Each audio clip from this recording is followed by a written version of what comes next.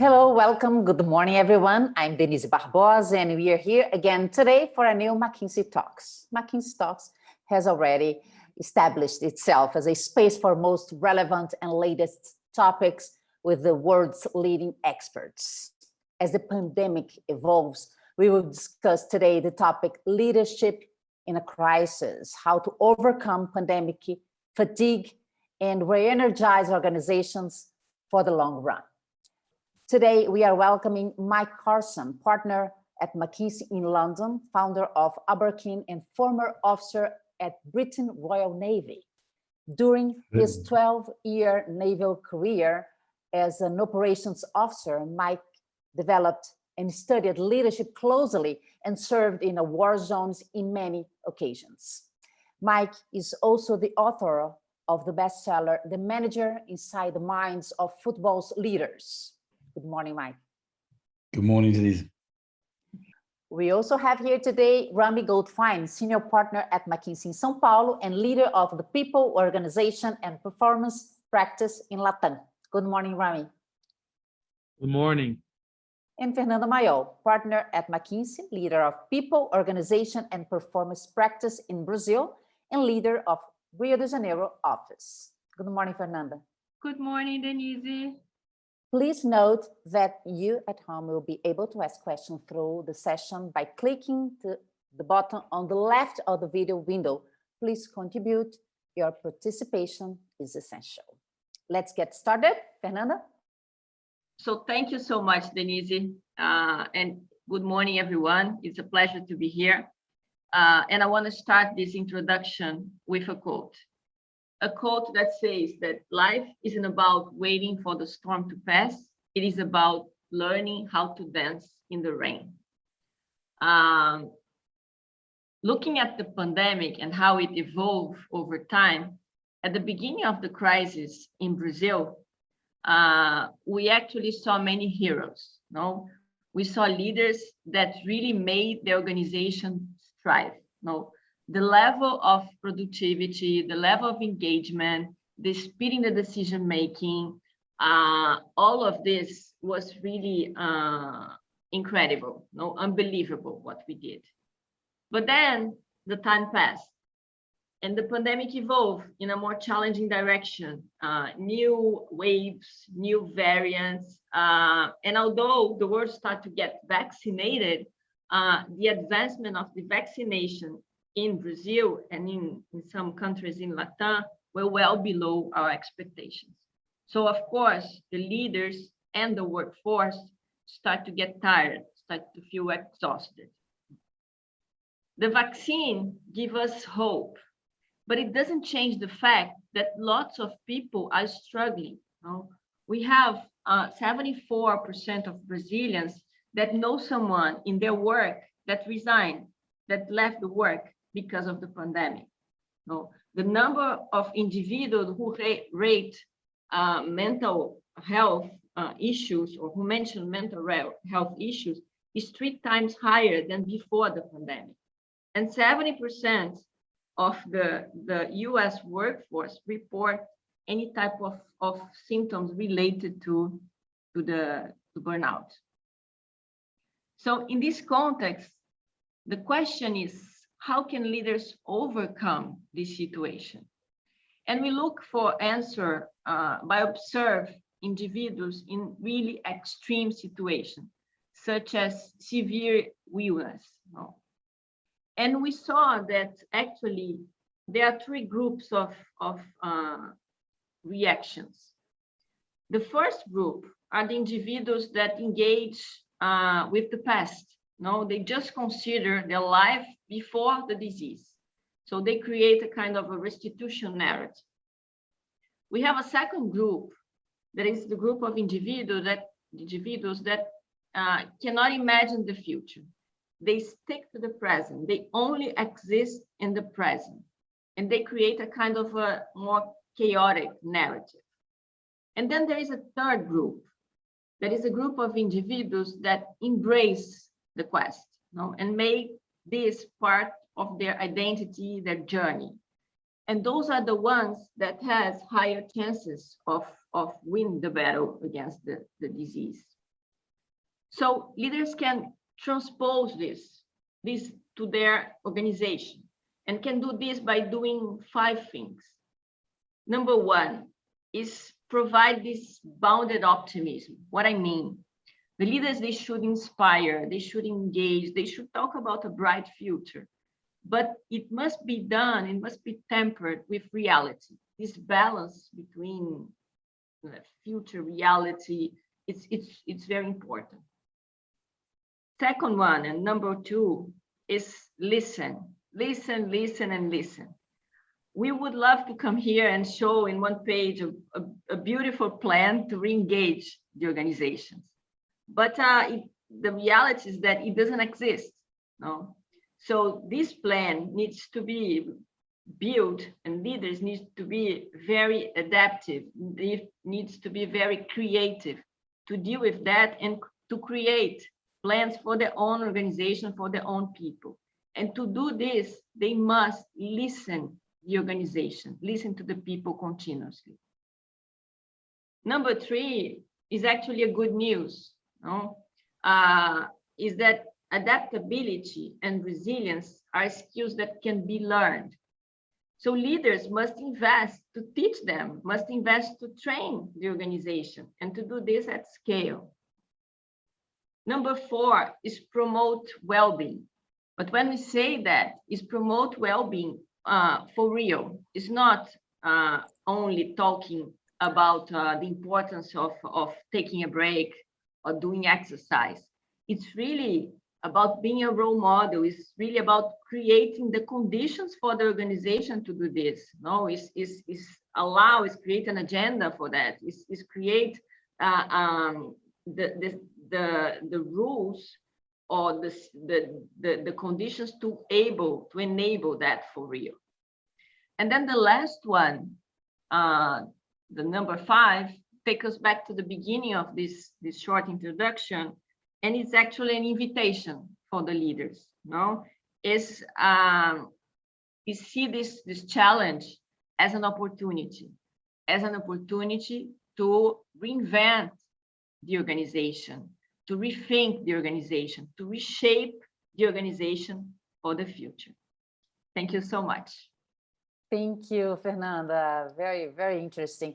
Mike, COVID-19 led to unprecedented crisis in the globalized world. In your opinion, how this crisis differs from previous crises? It seems to be on a whole different order of magnitude.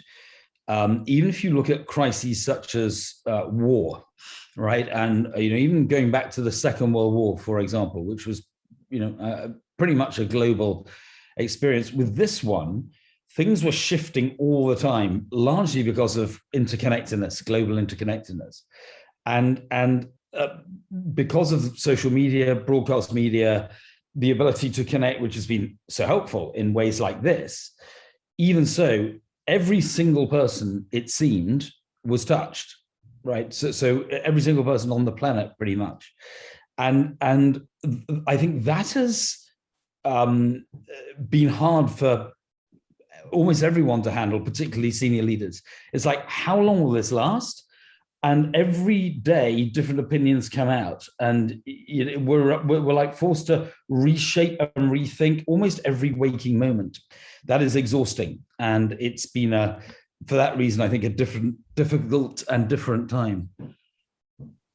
And Mike, leaders have never had to deal with so many issues at the same time: an unprecedented crisis, a growing importance of the ESG topics, a growing number of employees facing mental health issues, among others. From where should leaders experiencing so many challenges start? Well, it is always my advice to leaders to go with the airline principle or the aircraft principle of put on your own oxygen mask first, right? It seems selfish at the time. Right, you know how in aircraft they say before you help your neighbor, and normally there's a child in the video next to you. Before you help even your own child, put on your own oxygen mask. You're going to be of no help unless you yourself are in a good place, or in a stable place at least. So there's something about, first, make sure that I have, and we could talk more later about resilience, sustainability. I'm okay, I'm stable, so that then I can help from there. It actually, it applies not in a crisis as well. It comes from the Socrates principle of, before I can govern the people, I must first know myself, right? So in leadership in any forum, in any eventuality, before I can lead others, I must first lead myself. But then the second thing, which is becoming, I think, very evident, at least to me in so many ways, is what paradigm leaders come from. And there are two starkly opposite paradigms here. Do you come from love, or do you come from fear in terms of your reactions and your actions? So simply put, love, I do the right thing. Fear, I do things to look good, right? And so a fear-based response might come out of guilt, for example, or might come out of blame, or might come out of insecurity.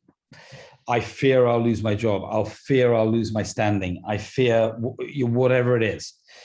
And although the actions may look the same and the intentions may look the same, actually, people can detect when you're coming from love, which is about them, and about growth and flourishing, or when you're coming from fear, which is normally about you. It's the difference between the soul, which is love, and the ego, which is fear. So that is the biggest thing, I think. By the way, one example, you mentioned, I think, Fernanda, you mentioned mental health issues.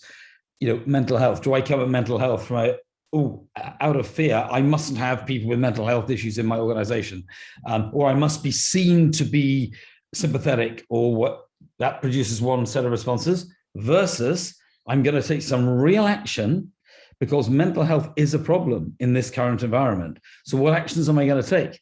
I'm going to give people more downtime. We're going to get to a more balanced lifestyle. I'm going to nurture the family, whatever it is, right? That I can take action, that will come out of love. Sure. Rami, COVID-19 has impacted organizational levels, C-level, directors, managers, and profile, commercial, technical, and others, in different ways. What is the role of leaders in addressing and supporting the different challenges faced by their employees? Yeah, that's a great question.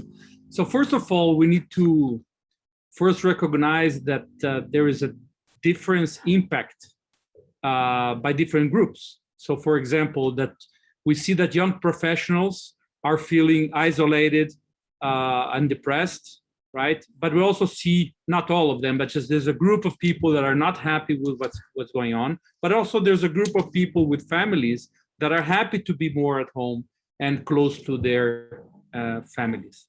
So we need to take that into account. So it's not a one-size-fits-all solution, and leaders need to recognize that. They need also to think how to inspire and aspire. So let's start with aspire. So first of all, defining a high aspiration for the organization.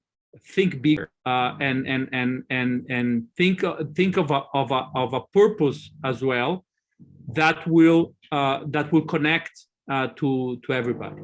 And then how to bring that aspiration of where the company is going and what is the purpose of the organization to these people, and have a narrative that really connects with them, right?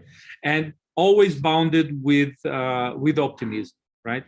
And finally, they need to remember that they are role models. So everybody in the organization is looking to their behavior, is looking to what they do, what they say, and want to see somebody that they can trust and they admire as well, and that represents the aspirations and inspirations that they want. So they need to be as well. They need to be present. They need to be close to their people, and show, one important thing is show the humanity. Now we're in a time very important to show their humanity, show that they're close, that they're accessible, right? And also help other leaders in the organization do the same, so you leverage the organization. And using the words that Mike just brought, that were very, very, very interesting, is really help people overcome their fear, but also bring love to them. Very good, very nice. And Mike, many leaders we talk with say that their people, especially their top talent, are working more hours. They are taking fewer breaks. Their teams are outright exhausted. Right. What's the solution when leaders are clearly exhausted, but resist taking a break? Yes, this is a dangerous thing, Lisa, and it's well known. We used to see it in the military. When I was in the military, captains of warships, admirals, would deliberately take time out and time off and it's really impressive, actually, and they for two reasons. It's back to the oxygen mask again. One is about themselves and what they can contribute, and the other is giving permission to others. So it is a well-known fact that with tiredness and then over time exhaustion, our effectiveness diminishes. Rami mentioned optimism recently, and Fernanda too. We become less optimistic fundamentally. There's a danger that we start to see the world through an obscure lens. We start to make illogical, irrational decisions. We lose our balance by being tired and exhausted. Strangely, none of us, though we think we are, none of us is Wonder Woman or Superman, right? And even they had their kryptonite, right? So we just aren't. And if we think we are, we actually do everyone a disservice, ourselves, but everyone who's has to deal with the consequences of the decisions we take.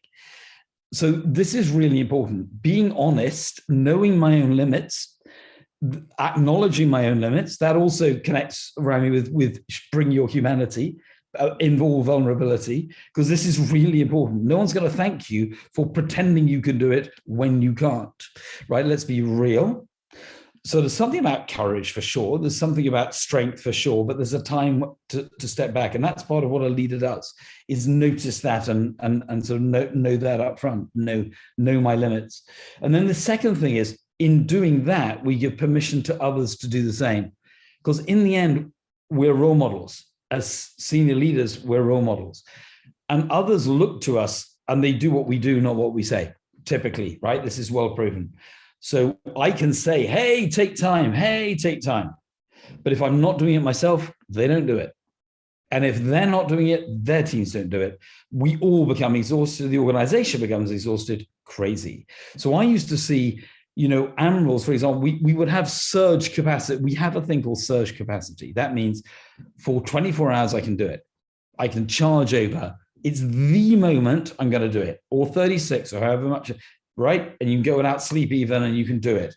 But then you've got to step back and recharge. And I would see admirals, captains at times of high tension, high crisis, depending on the person. Some of them could stay going for quite a while, but then they would just go and they would hand over to their number two, and they would sequence those handovers too. So there was a mix. So the admiral in the headquarters ashore would not be out while the admiral afloat was out and the captain of the aircraft carrier was out. One of those three at all times would be there, but also they would have delegated to extremely impressive, very capable number twos and number threes, of course. So it just makes a lot of sense. Yeah. And Mike, leaders are experimenting different approaches to re-energize their exhausted workforces and make change to emerge stronger. Yep. What practice have you seen to be effective in helping people cope with highly uncertain times? I probably got, I don't know, let me think. I've probably got three things to say. One is around just managing our energy and building our personal resilience. So that's a little bit, the sleep and time off that we mentioned. If you have a centering practice, a relaxation. It could be a meditation. It could be a prayer practice, something that's regular and gets you in touch with with yourself and frankly with the soul, with God, what your belief. This is really significant because it's deep time. And by the way, it is shown to have medical benefits. Because the frequency at which our mind is operating slows down, and that just gives it's like a car. You can't keep the car 7,000 revs for however long. So peace. The next thing is just building resilience, which is not just about strength to continue, but it's also about options and optionality. Like we said about options of leaders, bring in my number 2, bring in my number 3, bring in other colleagues, do it a different way. Options, resilience is about sustainment over time. So that's sort of one big package. Second big package is around relationships and people and collaboration. Foster great relationships in your organization between you and others, and between others. Encourage human relationships, because when the chips are down, that is what matters. That is what really counts. And I noticed that when we went, this was unforeseen, but when we went into the video world in COVID, the strong relationships were the ones that could most easily survive the video connection. We missed each other, but because we knew each other well, actually, we all said, okay, video is much better than nothing. But it's much harder to create a new relationship or to repair a difficult or broken relationship on video. So, and do that. And then the final point, I would say, is encourage people, encourage one another. The word encourage is super powerful. It means to, the word courage comes from the cœur in French, the heart.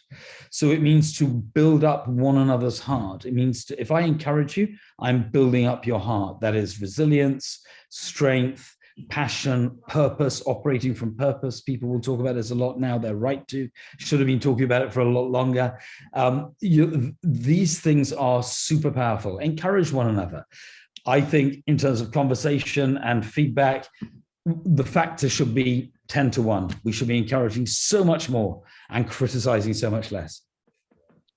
And Fernanda, how can leaders know when their teams are having problems and feeling exhausted? What interventions can they take?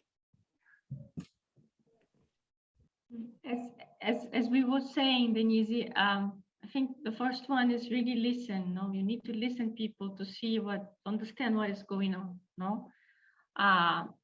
And they should foster this authentic curiosity, to find and to fix problems. Again, as Michael said, it needs to come from love. It needs to have a lot of empathy.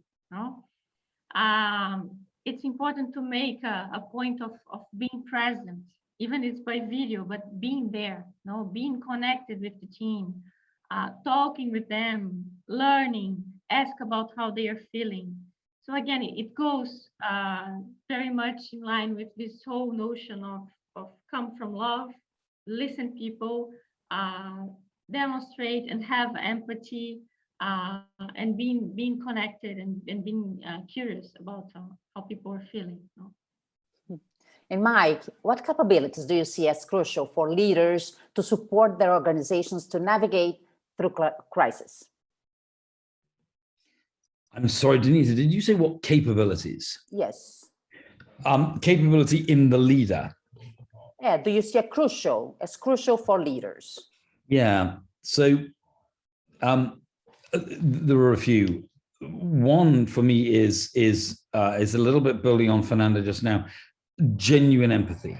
Genuine empathy goes a long, long way. So people have a strong empathetic radar. They know if you're pretending, or they know if you're real. So genuine empathy, because that will release the strength of your people. So that's the sort of we call it people leadership, but within that space, a genuine empathy is a huge thing. The next thing I think to lead through certainly in the aftermath of a crisis. So crises tend to be, we call things a crisis, right? Like of course, COVID is a crisis. But there's always a moment with a crisis, like the word initially is like a crossroads, and it's where you take a choice, which direction you're going to go in. Once you've taken that choice and you've gone in a certain direction, a lot of it is management, right? It's about owning the crisis. Actually, it's not management. We call it crisis management, but actually it's leadership. And this is how you lead through the subsequent times. And the capability here, so I would say leadership. What does that mean? In this case, it means the ability to be open to ideas and to bring people with you as you step into the unknown. Because the point is this, we've not been there before. No one's been here before. So you don't have to look good. You don't have to be queen of the castle, king of the castle. You don't have to be the best in the room. You just need to be someone who brings together the best that's available, the thinking, the ideas, the opportunity, and you lead into it in a humble and vulnerable but strong way that says, come with me, let's go together, and let's make the best of this, retaining that optimism that Rami talked about, and we will get there. So there's this sense of prevailing, but no defeatism. There's a sense of optimism without being what I will call Pollyanna, like, of course it'll be all right. And we lead in that way. So it's a hard thing to define, but I would say people, empathy, and leadership, humility, openness. And Rami, based on your experience of leading several transformations, especially in Brazil and Latin America, where the last decades have gone through several crises, how do you see them navigating more effectively through crisis? Yeah, so for sure, we had many crises in the region, and Latin leaders have learned to go through those crises. We went through hyperinflation, foreign exchange devaluation, political instability, right? So for sure, leaders in the regions have learned from that process and became more resilient, I would say. It's part of the DNA of LATAM leaders. I'm not saying that globally it doesn't exist. Of course it exists, but it's for sure present in the leadership in LATAM.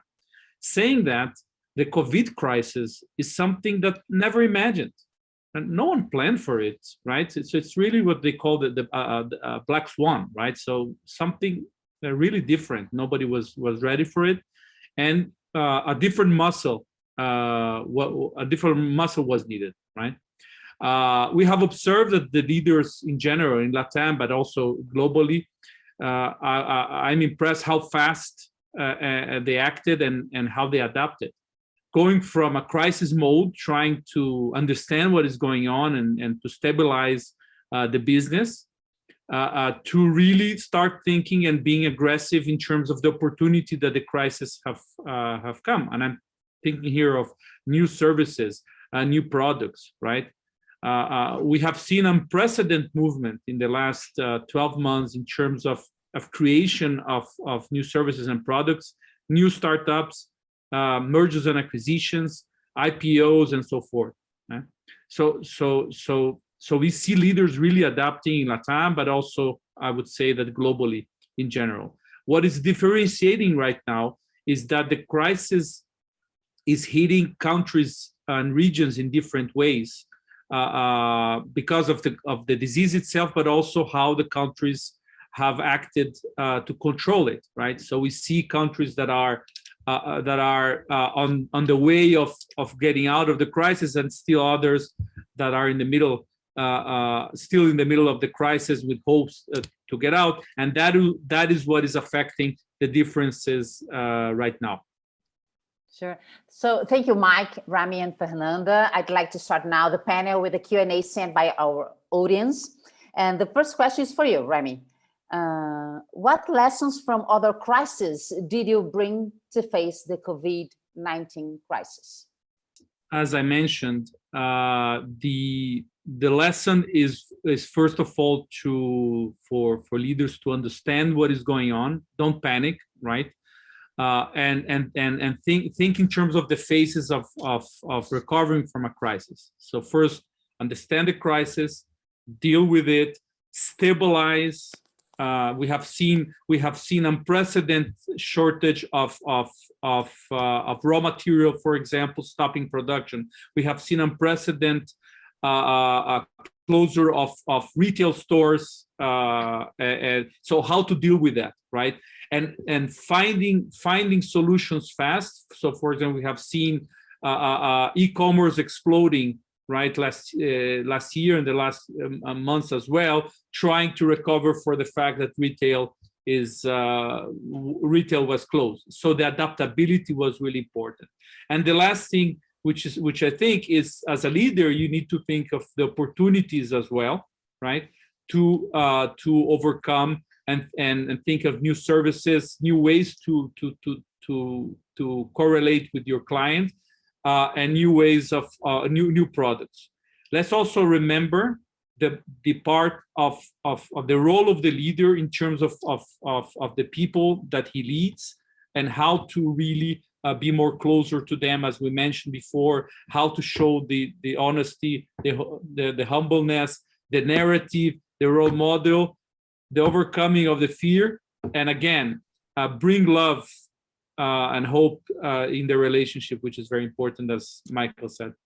I agree. That's nice. And Mike, is it possible to develop resilience and adaptability? How is the question for you from the audience? Do you know, that's a great question, because I was just thinking about something I wanted to bring that I hadn't brought, and it's the perfect question.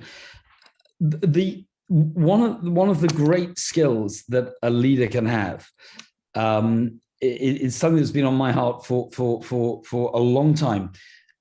It's down to the writings of a man called Ronald Heifetz, who some of you will know, who talked of the principle of adaptive leadership, which we've been touching on. So when everything is shifting, how do you lead in that? And we spoke about that a moment ago. One of the keys to be able to do that, he says, so that's adaptability and all of that stuff, it is to be able to be both on the balcony and in the dance. So it's a good phrase, right? On the balcony and in the dance. And if I can just take 1 minute with you over that, Denise, on the balcony, 30,000 feet, big perspective, I see patterns, right? And I can help people navigate. In the dance, yes, I'm there with you, right? I'm touching it, feeling it, I know what it is. So that's great. But there's another level which says, can I get on my own balcony? Even in the moment, can I get on the balcony of myself and look down at myself and see, how am I doing? Am I stable today? Am I off balance? Am I looking at this fresh? Am I biased? Am I panicking today? Am I fearful? Am I peaceful? Am I coming from a place of love? Am I tired? To go back to a former question, the ability to look at yourself and make adjustments as you go. For those of you who sail, right? It's like, you just change the sail a little bit to cope with the wind. A great leader makes 1,000 course corrections a day. Just, I'm looking at myself in the moment and I'm thinking, a little bit more of this, a little bit more of that. That's, for me, one of the great skills. And that brings adaptability and resilience. Great, Mike. And to wrap up our interview, what final message would you like to send to those who are looking to be re-energized in this challenging context that we still face? Okay, my message is, you have what it takes. You have what it takes. You'll get through this. There are sunlit uplands. It will pass. It will pass the sunshine. The sun will rise again. Everything will be okay. You have what it takes to get through it. Thank you so much, Mike, Fernanda, and Rami, for participating today, and to the participants who submitted their questions also. I'd like to thank you all for spending the last 45 minutes with us. And for the full McKinsey agenda, visit mckinseytalks.com. There you can watch the previous episodes, and this episode will be there on Monday. And we also have the audio versions on Spotify. You are all welcome to listen to if you'd like to podcast a little bit. So see you next time and have a great weekend, everyone. Bye-bye.